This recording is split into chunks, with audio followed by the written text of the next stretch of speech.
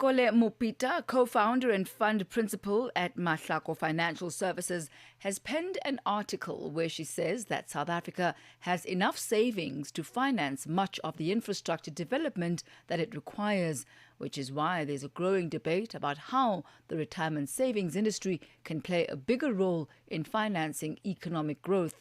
She goes on to say that South Africa has one of Africa's deepest pools of institutional capital and that pension funds manage approximately 5.8 trillion rand in assets.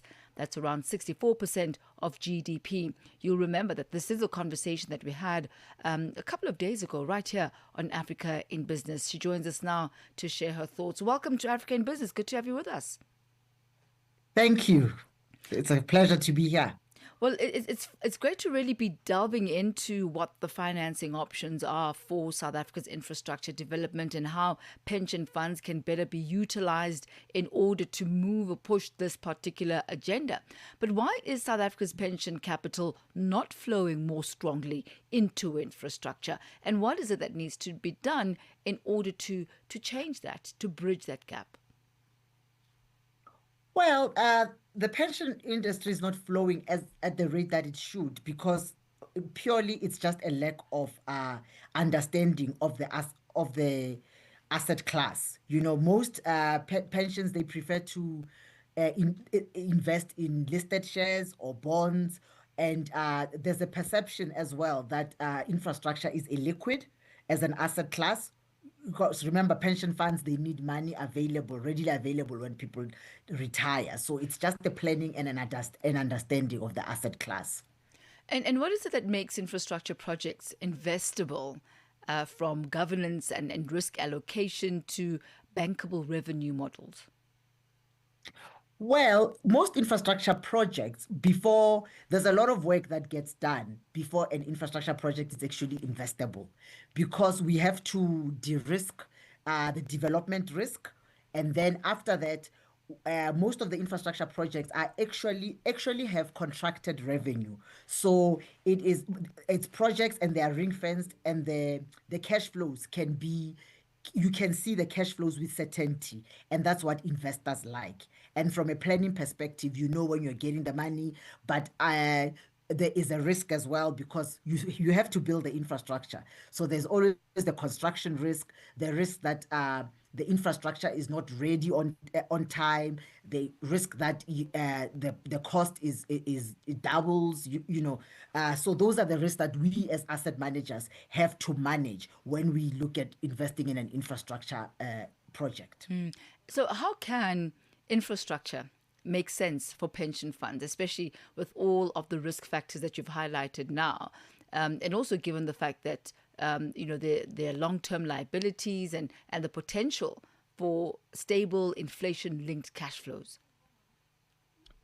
How can it not make sense? Because of the stable inflation-linked cash flows, right?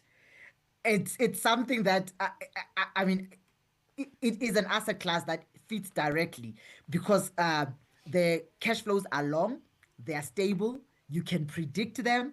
However, that risk, when a pension fund invests, instead of investing directly, it makes sense for them to invest through fund managers like us, because it's our job to manage the risk or to allocate the risk to the party that's most suitable to manage that risk. And where are the other opportunities, the next opportunities, across energy, water, perhaps even digital infrastructure? Yes, I mean, where we're seeing opportunities is across ports and logistics, because in terms of the rail concessions that Transnet is going through, and we see opportunities in ICT, as you know that AI is the next big. It's big. I mean, AI is big for AI too, but for we see opportunities for data centers. But for data centers, they need stable water, they need stable energy as well, and we still see opportunities for energy as well, because South Africa, in terms of energy, there's still opportunity renewable energy, there's still opportunity in base load, we're seeing opportunities in gas to power. So there's a lot of opportunity, and all of these opportunities bring with them jobs, right? Right. But is there enough transparency, though, in where these funds are actually invested? And should there be? Yeah, we're very transparent. I mean, for us, in terms of when we invest, our investors know where the money is. They know where the investments are. We report on everything. We report on the jobs. We are an ESG fund. We report on who we employ. There's a lot of transparency. Mm. And if government had to take, what you're saying and the propositions that you're making to the members of these funds, would how do you think these would be received? The members of the funds really, really want to invest in infrastructure. They do, because at the end, the lack of infrastructure is visible, you know, and South Africa cannot grow without us investing in infrastructure. The mem- there's an intention, but it's just putting it into action. Why the delay, though? Especially as you mentioned earlier on, why not? Because of the the long term liabilities and that potential for stable cash flows. Understanding, education, and it's our job to educate, educate, educate. People sometimes focus on short-term returns over long-term return, because an investment in infrastructure is a long-term return. Unlike when you invest maybe in the stock market and it's short-term, sometimes people just want to see short-term returns. So, for pension administrators, what would you perhaps highlight as the key things that they need to know and understand and get right in order to ensure that there is equitable investment through pension funds into infrastructure development and even the other opportunities that you highlighted earlier on in the various other sectors? Well, I would like to highlight to them as well that infrastructure is not as illiquid as it's perceived to be.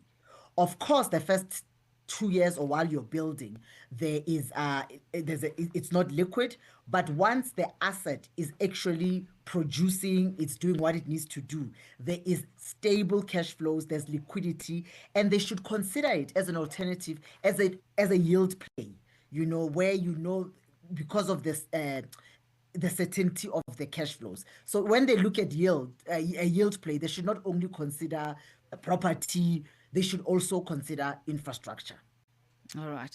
and the impact of infrastructure as well, as because it's the multiplier effect on the economy. And I guess that. Unlike Go ahead, yeah, please, ma'am. sorry. No, no, I'm just saying that unlike a normal property deal, the multiplier effect of an infrastructure project is way more. And that is so key to consider in instances of this nature. We thank you so much for your input and your insight this evening. Thank you, ma'am. Thank you for having me. It's been a pleasure. That's Makole Mupita, co-founder and fund Thank principal you. at Mahlako Financial Services. Thank you.